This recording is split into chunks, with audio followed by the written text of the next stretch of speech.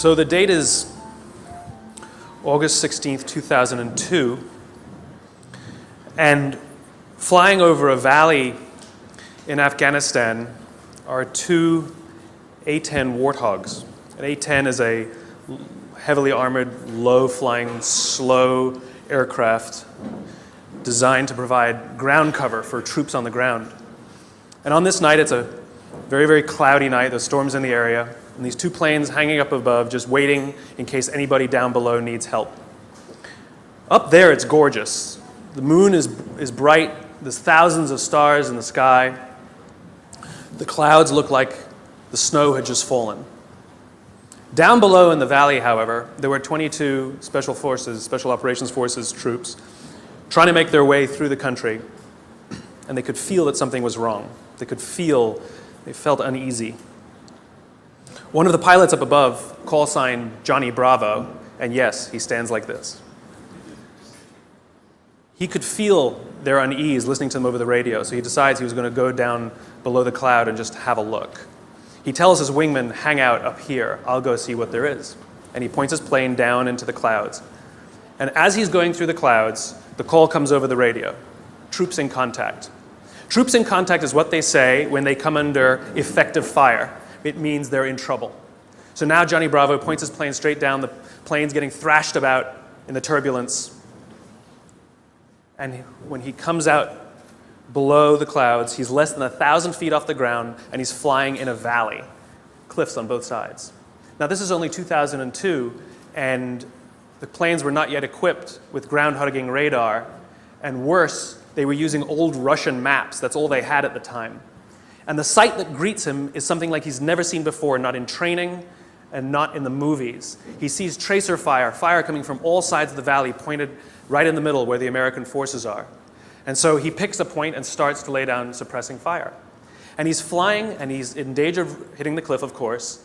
He knows his speed, he knows his distance from the map, and he literally counts out loud while he lays down the suppressing fire. 1 1,000, 2 1,000, 3 1,000, 4 1,000, 5 1,000. Pulls hard on the stick, pulls back up into the cloud, comes down around again. 1 1,000, 2 1,000, 3 1,000, 4 1,000. Good hits, it says over his radio. And again, he comes around. 1 1,000, 2 1,000, 3 1,000, 4 1,000, 5 1,000. He runs out of ammunition. Fuel is fine. Flies back up to the top of the cloud, tells his wingman, you need to get down there. His wingman isn't sure about the conditions, so the two of them fly back down together. His wingman lays down the suppressing fire, and Johnny Bravo counts as they fly 3 feet apart from each other, wing to wing.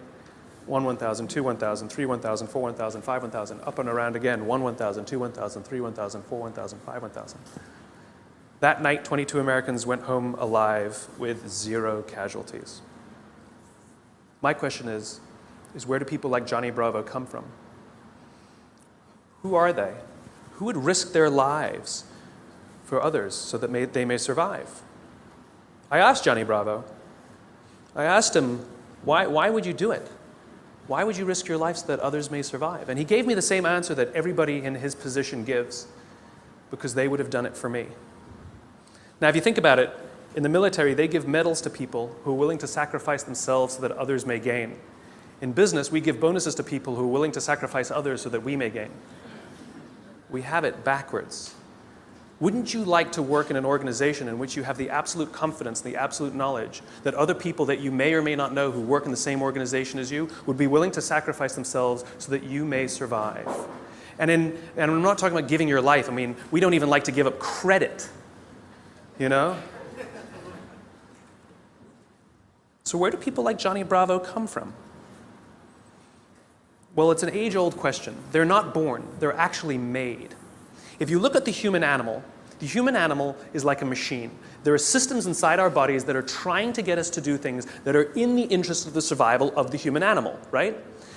Just like in a business, in a company, if you want people to do something, you offer them some sort of positive or negative incentive to direct the behavior, right? So if you want people to achieve a certain goal, you offer them a bonus if they achieve that goal, and they'll work towards that goal because they want the bonus. It's a very simple system. The human body works exactly the same way. It works exactly the same way. Inside our bodies are chemicals that are trying to get us to do things that are in the best interest of us. If you've ever had a feeling of happiness, pride, joy, love, fulfillment, All of these feelings that we have are chemically produced feelings. And they're produced by 4 chemicals predominantly. These are basically responsible for all of the feelings that I would generically call happiness. They are endorphins, dopamine, serotonin, and oxytocin, EDSO. These 2 chemicals, endorphins and dopamine, I like to call these the selfish chemicals because you don't really need anybody's help to get them, right? Let me tell you a little bit about what they are. Endorphins. Endorphins are designed to do one thing and one thing only: mask physical pain. That's it. That's what they do. If you're a runner, if you've ever gone and done heavy exercise, you've heard of an endorphin rush or a runner's high. Basically what's happening is when that runner's out there pushing their bodies harder than they've ever pushed before, they feel good. And when they're done with their run, they feel fantastic. And then an hour later, they're in pain for damage they caused to their muscles an hour before, right? This is what endorphins are designed to do. They're designed to mask physical pain. The caveman reason for this stuff, because this stuff is all from 50,000 years ago, understand, Homo sapien existed at the same time as other hominid species, and yet we survived and they didn't. What is it about this species that's so good at survival and thriving? Look at the world we've built. It's not just that we're smart. We're certainly not the strongest and we're certainly not the smartest. It's that we're social animals. We have to do things together. We have to look after each other, and we have to work together to ensure that we survive, that we do well. This is how we're designed, right? These chemicals are trying to make that happen. So in these caveman times, 50,000 years ago, Paleolithic era, we had to eat. We're not the strongest, we're not the fastest. But there's one thing that the human animal is made for: endurance. We could track an animal for hours and hours and hours and miles and miles and miles. And if we were tired, we'd keep going. And if we got injured or we had to bring the food back to the cave, we'd continue to do it. And it was so good, it felt so good, that maybe we'd even volunteer to go hunting the next day, just like we get addicted to exercise, right? Oh my God, it was so much fun yesterday. I will totally go hunting tomorrow, right? Good system for the survival of the group. Good system. By the way, the reason laughing feels good is because of endorphins. You're actually convulsing your internal organs, and endorphins are masking the physical pain. I'm sure everybody here has laughed so much that the endorphins eventually run out and you go, stop, stop, it hurts. Endorphins, they feel good. Dopamine. Dopamine is the feeling that you found something you're looking for, or that you accomplished something you set out to accomplish. So you know that feeling you get when you cross something off your to-do list? That's dopamine. Feels awesome. You know when you have a goal to hit and you achieve that goal, you're like, yes! You feel like you've won something, right? That's dopamine. The whole purpose of dopamine is to make sure that we get stuff done, right? The historical reason for dopamine, we would never eat if we only waited until we got hungry, because there's no guarantee that we would find food. So dopamine exists to help us go looking for food. We get dopamine when we eat, which is one of the reasons we like eating. And so when you see something that reminds you of something that feels good, we want to do the behavior that helps us get that feeling, right? So let's say you're out there going for a walk and you see an apple tree in the distance. You get a small hit of dopamine. And then what it does is it focuses us on our goals. And now we start walking towards the apple tree. And as the apple tree starts to get a little bigger, we feel like we're making progress. You get another little shot of dopamine and another little shot of dopamine until you get to the tree and you're like, yes! Okay? This is why we're told you must write down your goals. Your goals must be tangible. There's a biological reason for that. We're very, very visually oriented animals. You have to be able to see the goal for it to biologically stay focused, right? If you don't write down your goals, if you can't see your goals, it's very hard to get motivated, to get inspired. For example, think about corporate visions, right? A corporate vision has to be something we can see, right? That's why it's called a vision. You can see it, right? To be the biggest, most respected, to be the fastest growing are not visions. They're nothing, right? What does that even look like? Respected by whom? Your mother? Yourself? Your friends? Your shareholders? Who knows? What's the metric? Dunno. It's amorphous, doesn't motivate us. Just like I can't tell you, you will get a bonus if you achieve more. You're going to ask me, how much more? I'm going to say, more. Doesn't work. You need a tangible goal. You need a tangible goal, right? Here's a great vision. Martin Luther King, I have a dream that one day little black children and little white children We'll play on the playground together and hold hands together. We can imagine that. We can set our sights on that. And every time we achieve a goal and achieve a metric and achieve a milestone that makes us feel like we're making progress to the vision we can see, we keep going and going and going until we achieve something remarkable. You have to be able to see it. Dopamine. Like I said, dopamine is the feeling you get when you set out to find something you're looking for as well. I talked about the to-do list. I came home from a trip just a couple days ago, and I had a bunch of errands to run, and I wrote down a little list of things I had to do, and off I went, right? And as I was walking past, I think it was the dry cleaners, I don't remember. I was walking past something, I remembered, I have to do that, and I hadn't written down on my to-do list. So I went in and I finished what I needed to do, and then when I came out, I then wrote it on my to-do list and then crossed it out. Because I wanted the dopamine. Feels good. Dopamine comes with a warning. Dopamine is highly, highly, highly addictive. Here are some other things that release dopamine. Alcohol, nicotine, gambling, your cell phone. Oh, you think I'm joking? Okay, we've all been told that, if you wake up in the morning and you crave a drink, you might be an alcoholic. Well, if you wake up in the morning, the first thing you do is check your phone before you even get out of bed, you might be an addict. If you walk from room to room in your own apartment holding your telephone,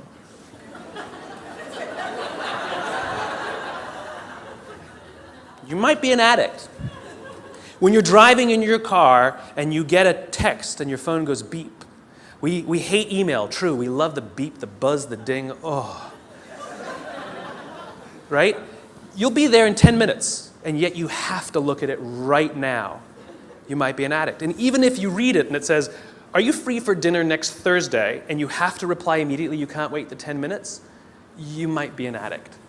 And for all you Gen Ys out there who like to think that you're better at multitasking because you grew up with the technology, then why do you keep crashing your cars when you're texting?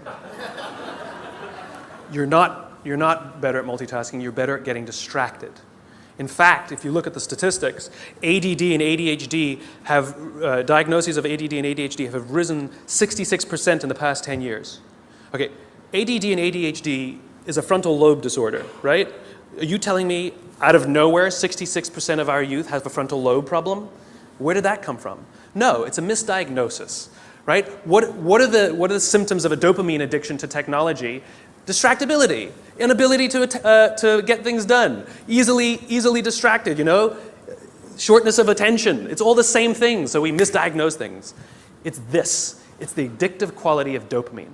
We can also get addicted to performance in our companies when all they do is give us numbers to hit, numbers to hit, numbers to hit, and a bonus you get, and a bonus you get, and a bonus you get. All they're doing is feeding us with dopamine, and we can't help ourselves. All we do is want more, more, more. It's no surprise that the banks destroyed the economy, because one of the things we know about dopamine addict is they will do anything to get another hit, sometimes at the sacrifice of their own resources and their relationships. Ask any alcoholic, gambling addict, or drug addict. Ask them how their relationships are doing and if they've squandered any of their resources.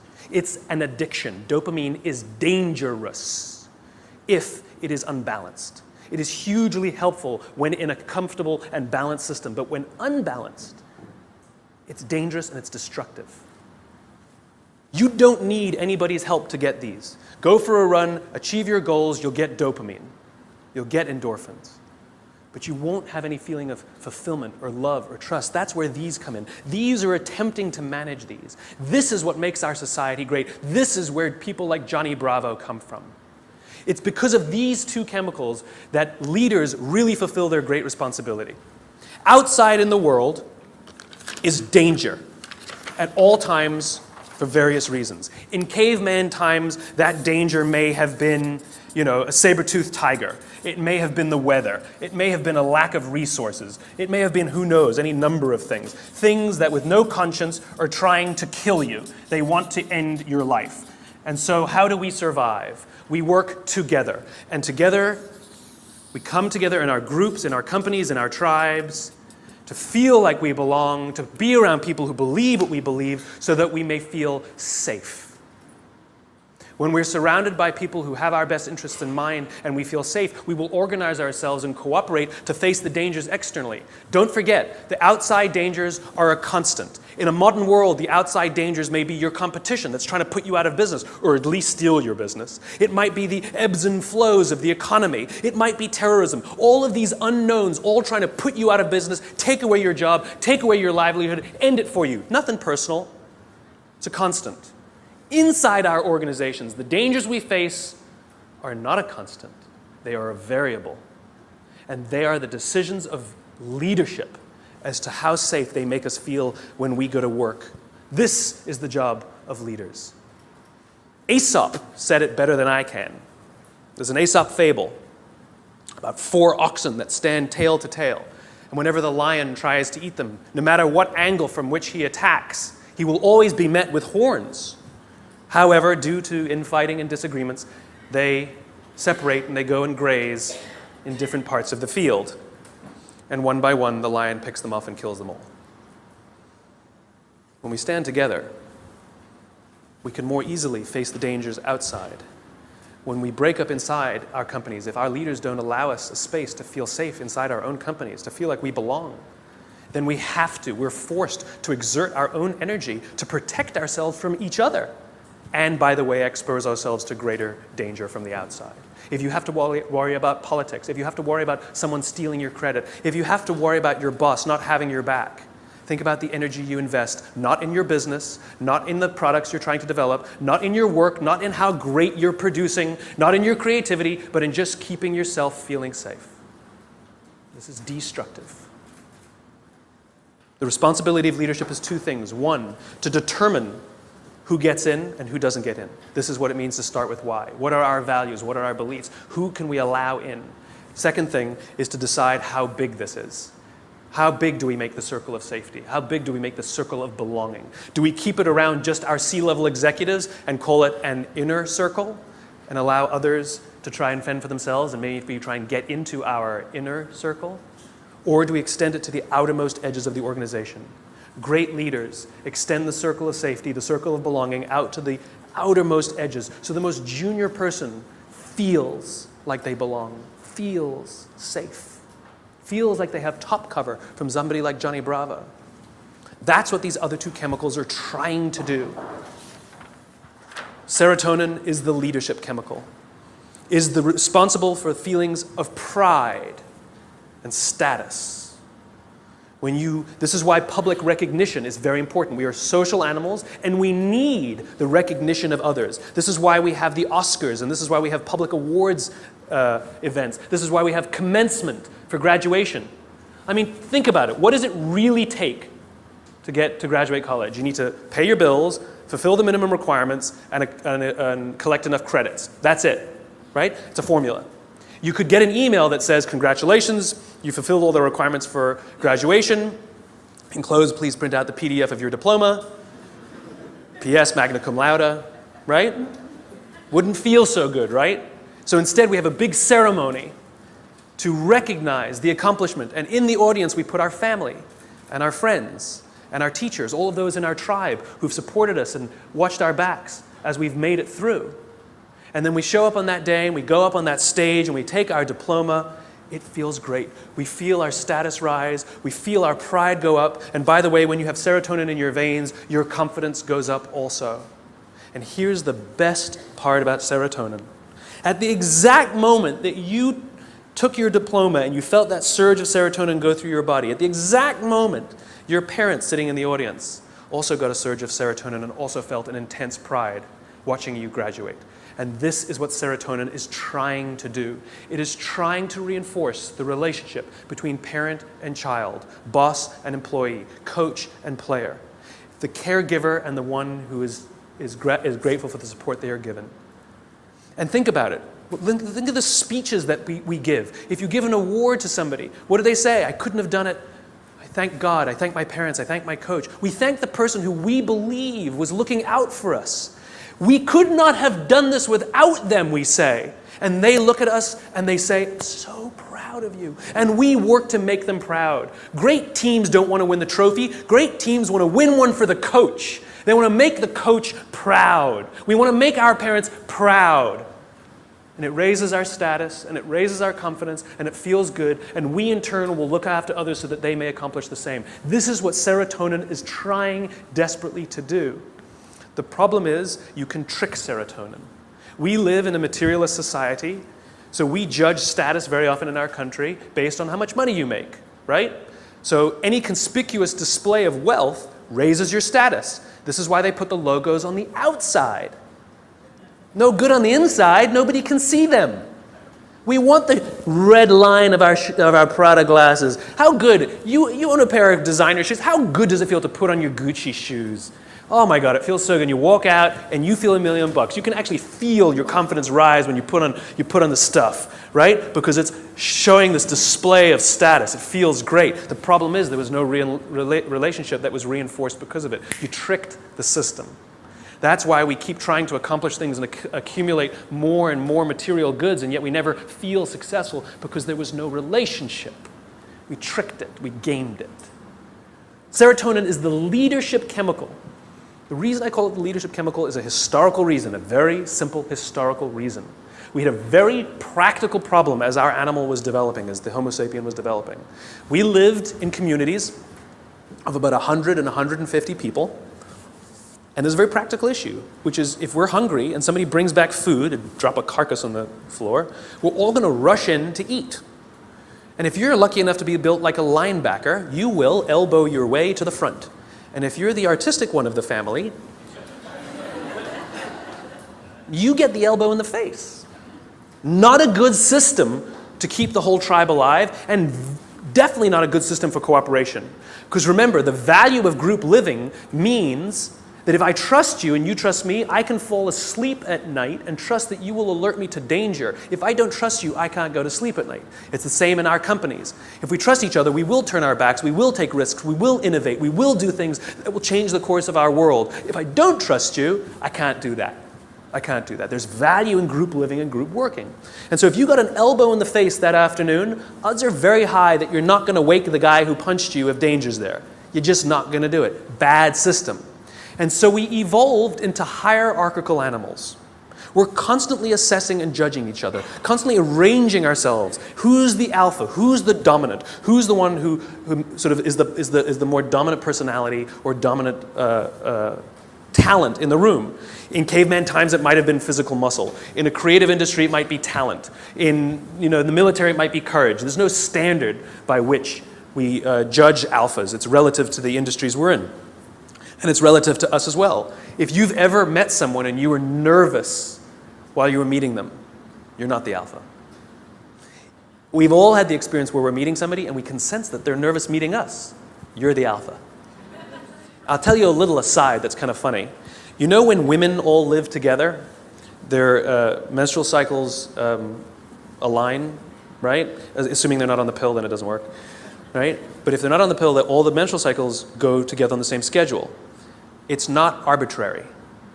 They always align with the alpha female's schedule. And the reason is because when a woman is in her menstrual cycle, she can't bear children. And so in evolutionary terms, you want the alpha male and the alpha female to do it so you can have alpha children, right? Nice, strong, strapping kids are going to survive. But if she's off the market, that produces competition. So Mother Nature has created a very clever way that when she's off the market, everyone's off the market.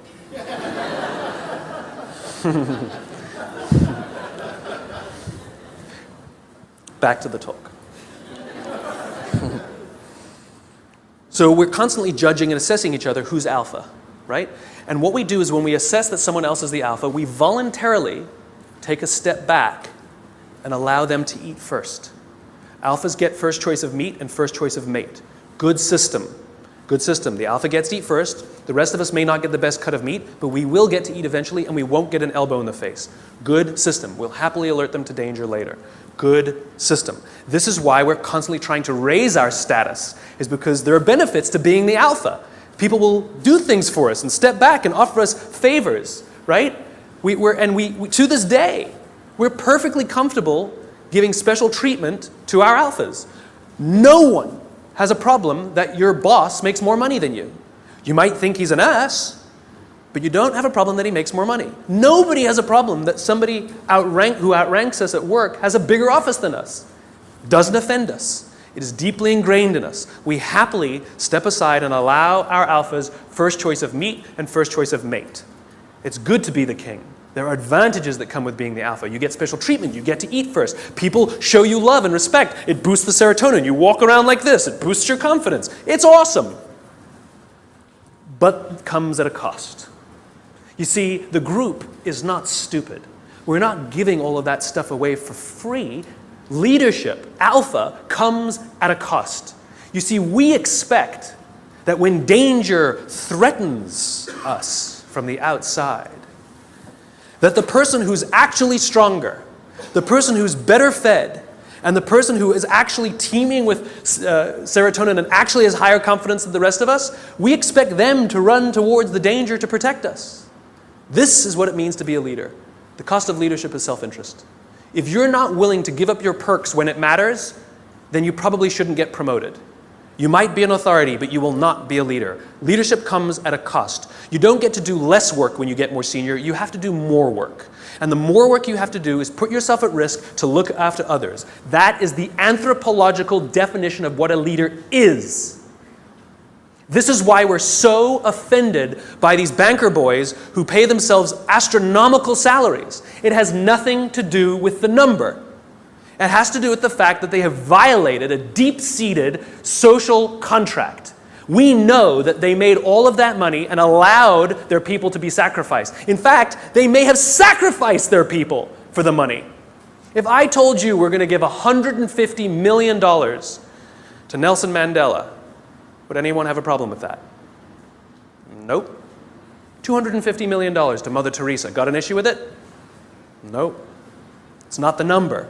It's not the amount of money they make. It's that we are deeply and viscerally offended that we know that we allowed them to have this alpha position and they did not fulfill their responsibility of the alpha. They're supposed to sacrifice themselves for us. Never sacrifice us for themselves. This is why we're angry and offended and don't trust them. They fail.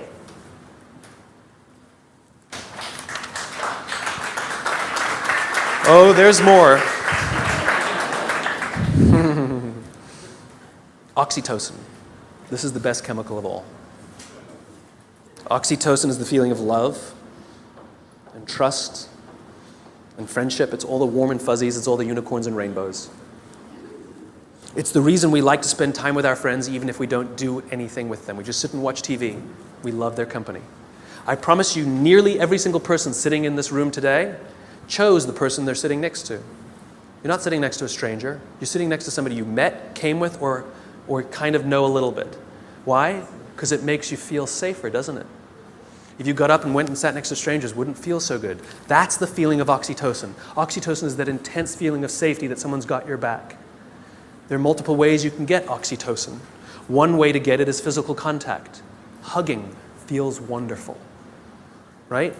When women give birth to children, huge surge of oxytocin in their body. This is what's responsible for the mother-parent, the mother-child bond. Right? It's all that oxytocin in the system. This is why shaking hands matters. Imagine you're doing a deal with someone and you're ready to sign the contract and you say, I'm so excited to do business with you. And they go, I don't need to shake, let's sign the contract, I'm also excited to do business with you. And you go, great, well let's shake on it then. They go, no, I agree to all the terms, let's get this deal done, I can't wait to work with you. You might get everything you want in the contract, but business, relationships are not rational. They're about feeling safe, they're about feeling we belong, it's human. And one of the ways we want to know that that relationship is solidified is with physical touch. Their simple refusal to touch you, to exchange that oxytocin, means one of two things will happen. You will either completely scuttle the deal or you will go into it nervous. Human bonds matter. Another way you can get oxytocin is through acts of human generosity. An act of human generosity is defined as giving of your time and energy and expecting nothing in return. Money doesn't work, sorry. If I told you that this morning I gave $1,000 to charity, what would you think of me? You'd be like, good for you. What, do you want a medal? But if I told you that last Saturday I gave up my day and I went and painted schools in the inner city, then what would you think? You'd be like, nice, cool, I should do more, right? The value of my labor, much less than $1,000, could have hired many more people for $1,000 to go paint schools in the inner city. But you see, as human beings, we put a premium on time because it is an equal commodity and it is a non-redeemable commodity. You spend money, you make money. You spend time, you'll never get it back. Some of you are sitting in this room right now saying, I will never get this time back. I got nothing for you. So we put a premium on people who give us their time and energy. A leader who says to you, I'll pay for something for you, is not a leader. A leader who comes and sits down next to you and says, how can I help you, is a leader. I was talking to some oil executives, and they were trying to convince me that they really care about how fulfilled and how happy their employees are at work, to which I said, no, you don't. And they said, no, we do. And I said, no, you don't. And they said, yeah, we do. You see how this went. And I said, I bet you hired some high-priced consultancy to come and do a web survey about whether people like their jobs or not. And they said, well, we didn't hire a consultancy. I said, okay, so it's kind of like sending your son an email, right? Dear son, your mother and I care that you feel like a valuable part of this family. Please tell us candidly what we can do better so that you feel like you belong here because we really love you. Love, Dad. Or you go into his room, you sit on his bed, and you say, hey, son, your mom and I really care that you feel like a valuable member of this family. Please tell us candidly what we can do better because we want you to feel like you belong and we really love you. Same words, same intention, same desire. The difference is one you gave time and energy and the other one you didn't. This is the problem with email. It's too easy. It's too easy. There's no time and energy expended. It's too easy. Don't feel anything. If I come to your house for dinner and you make me a lovely dinner, the next day I send you a very nice thank you email, what a wonderful host you are. Or 3 days later, you receive a handwritten note from me with the exact same words that were written in the email. Which one makes you feel better? Handwritten note. The sentiment was the same, the words were the same. The difference is one took a little more time and a little more energy. Leaders are the ones who give us their time and give us their energy, not the ones who give us their money. It doesn't count, it doesn't work, just biologically doesn't work. This is how you get oxytocin, doing nice things for people that require that you sacrifice a little bit of time, a little bit of energy, something you will never get back. And if you expect something in return, then you weren't really giving in the first place. You take someone out for dinner because you want them to hire you, you're not really taking them out for dinner. You want something in return. It's just a protracted transaction. It's not relationship building. It's nonsense. I was walking down the streets of New York, true story, and the guy in front of me, his backpack opened and a bunch of paper spilled out on the street. Didn't think much of it. I bent down, gathered the papers up, handed them back to him, and pointed out that his bag had opened. I did a small act of generosity for somebody. I got a small burst of oxytocin. I felt good. Also, the person on the receiving end of the act of generosity feels good. They get a shot of oxytocin. He felt good. He says thanks. I get to the end of the block, and I'm standing waiting to cross the street. And a guy who also happens to be standing waiting to cross the street turns around, true story, turns around and says to me, I saw what you did back there. That was really cool. As it turns out, witnessing acts of human generosity release oxytocin. Remember, our bodies are trying to get us to repeat behaviors that are in our best interest, and it's making us feel good when we see or do acts of human generosity so that we will do them. In fact, the more oxytocin you have in your body, the more generous you actually become. In other words, the more you do, the more you want to do. It gets better than that. Lots of oxytocin in your body inhibits addiction. It makes it very difficult to get addicted to something when you have lots of oxytocin in your body. It actually inhibits addiction. It boosts your immune system. It makes you healthier. That's why happy people live longer. It's why couples live longer. Oxytocin, it actually is good for us. It increases our ability to solve problems. It increases our creativity. It's really good for us, and it's not addictive. It just feels great. It takes time to build up, though. You know, if I went on a date with a girl the other day. It was a first date. We totally got along great. We're going to get married. Why are you laughing? That's my social life. The reason you laugh is because you inherently know that I cannot form a bond of trust strong enough to get married in 7 days. You know that. Why don't you go on a couple more dates? Right? Inherently, you know that. right? But if I told you that I've been dating somebody for 7 years and we're not married yet, what do you say? What's wrong? In other words, we know that that bond of trust takes more than 7 days and less than 7 years. Don't know how long it takes, though. So when you start a new job and you're really excited to work there and they're really excited to have you, don't quite feel like you belong. You don't quite feel like you're trusted yet, right? Even though you were really excited and they're really excited, it takes time. And you have to do little acts of generosity and make little sacrifices, do little things for people. Not big risks, small risks. It's like dating. You know, you don't start by buying them a diamond. You start by taking them for lunch, buying them a drink, you know? Little bits. Then they take you out, or you take them out again. You do something a little bigger. Then you do that in a movie. Then they come over, and then you buy them flowers, and then you say, I love you. And one day you wake up in the morning, it's like you press this belief button. You just, I'm in love. I don't know when it happened. It just clicks, and you feel like you belong. Same thing at work. Same thing at work. It just clicks, and you feel like you belong because you got enough oxytocin built up in your system. We don't allow this to happen. We're too busy sending emails. We're too busy sending emails. The next time you want to tell somebody something, email is fantastic for the exchange of information, right? It's fantastic. Here's the report you wanted. The meeting's at 4 o'clock. Fantastic. What did you think of my idea? Do not reply on an email. That's an emotional question. Email is a rational tool. You get up from your desk. You walk the 30 feet. And you say, wanted to tell you what I thought of your idea. And I promise you, not only will that information be better received, but you will start to create relationship because oxytocin starts to get released. If you can't get up and walk 30 feet, pick up the telephone. I've done it. It's an amazing thing. You pick up the phone and you go, hey. They're like, hey, what's the matter? They're like, no, I'm just replying to your email. Wanted to tell you what I thought. What? And people who tell me, but I need a paper trail, have the conversation, hang up and say, just to confirm what we talked about, boom, there's your paper trail. The reason we get so many emails is because we reply to them all. And 12 emails are sent, and then somebody misunderstands something, and somebody gets angry, and then you have to pick up the phone and deal with it anyway. Do it at the beginning. Quicker, easier, better. Biology. Give your time and give your energy. And this is why leadership is really difficult, because you can't give it to everyone because you don't have enough to give to everyone. You just can't. You have to make sure that you can trust others, to trust others, to trust others, to trust others. And this is what happens in this circle of belonging, in the circle of safety.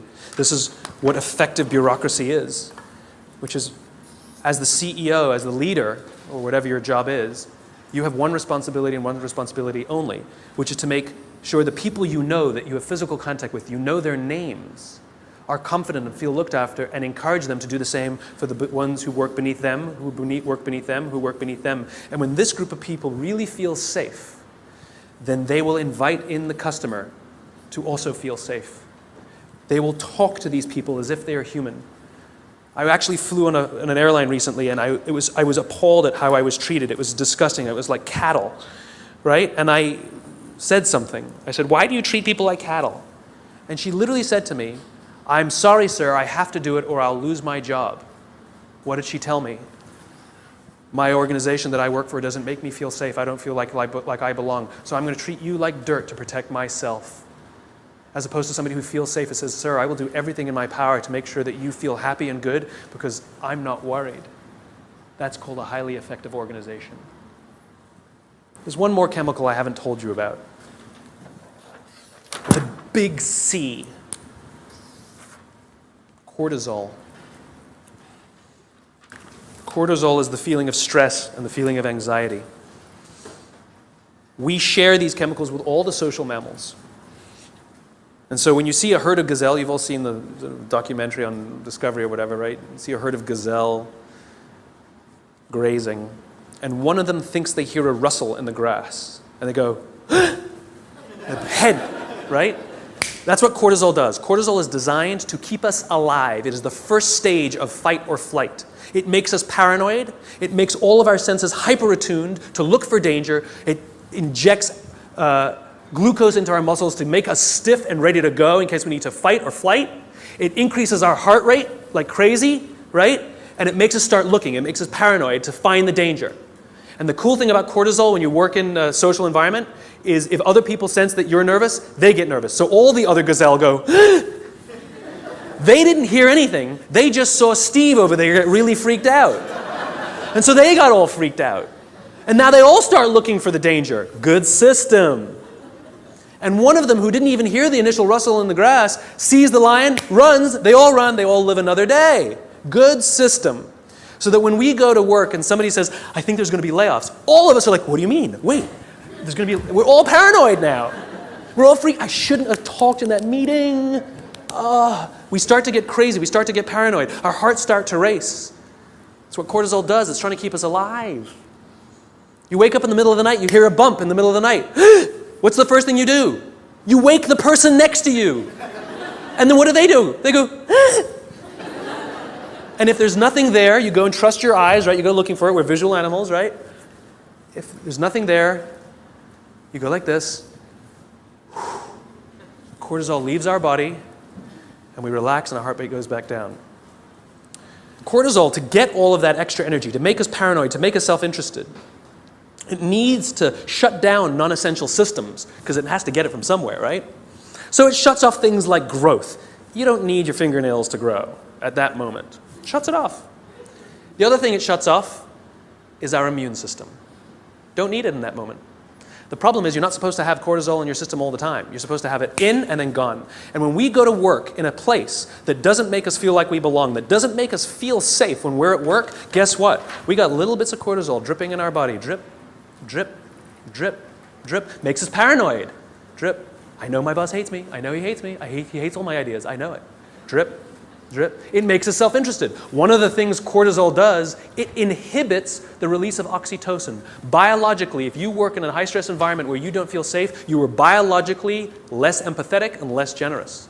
We don't care about each other because we're too busy trying to protect ourselves. Drip, drip, drip. Our immune systems are now compromised. Drip, drip, drip. We live in a country with some of the best medical education in the world, some of the best medical systems in the world, some of the best doctors in the world, some of the best hospitals in the world, some of the best medicines in the world. Please explain to me why diabetes is on the rise, heart disease is on the rise, some cancers are on the rise. It ain't partially hydrogenated oils. Our jobs are killing us. And the people who are responsible are the leaders.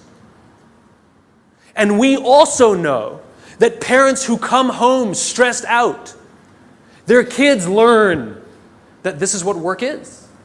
That work is something that makes you short-tempered and unhappy. And so they expect it as they grow older.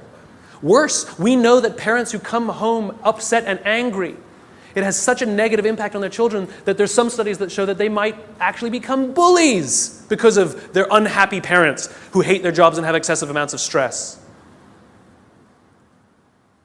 Our companies are literally killing us. So what are you going to do about it? What are you going to do about it? Leadership is not a rank. Leadership is not a position. Leadership is a decision. Leadership is a choice. It has nothing to do with your position in the organization. If you decide to look after the person to the left of you and look after the person to the right of you, you have become a leader. You've seen the movie 300, right? The Spartans, the greatest fighting force of all time. You want to know one of the things that made the Spartans great? Wasn't their muscles, wasn't their spears. It was their shields. They stood shield to shield, and the phalanx was strong because those shields were big. And they were told when they were young children, you either bring your shield home or you come home on your shield. The punishment for losing your shield was tremendous in battle. Because if you lost your shield, that means you cannot protect the person to the left of you and the person to the right of you, and you have destroyed the phalanx. It's the shield that matters, not the spear. Not the spear. It's your willingness to sacrifice yourself, not your life, maybe your credit, maybe your little time, maybe a little energy, maybe your time, maybe getting up from your desk and talking to somebody for 30 minutes instead of sending a 3-minute email. It's your willingness to sacrifice for someone, to hold that shield up so that they feel safe, that makes you a leader. And you want to know how you beat a dopamine addiction? If you're worried that you're addicted to performance and all those dopamine things, Alcoholics Anonymous has been highly effective for decades, 80-something years. We all know the first step of the 12 steps. We joke about it, right? Admit you have a problem. Do you know the 12th step? Don't say, it's supposed to be anonymous. I'll tell you what the 12th step is. Alcoholics Anonymous knows that if you master all 11 steps but not the 12th, you will drink again. If you master the 12th step, you will beat the disease. What's the 12th step? The 12th step is the commitment to help another alcoholic. Service. Service to another. Oxytocin wins. Serotonin wins. The more we look after each other, the safer we feel, the more we feel like we belong, and the more we will work together to confront the dangers outside. Do this for others, and others will become Johnny Bravo. Thanks very much.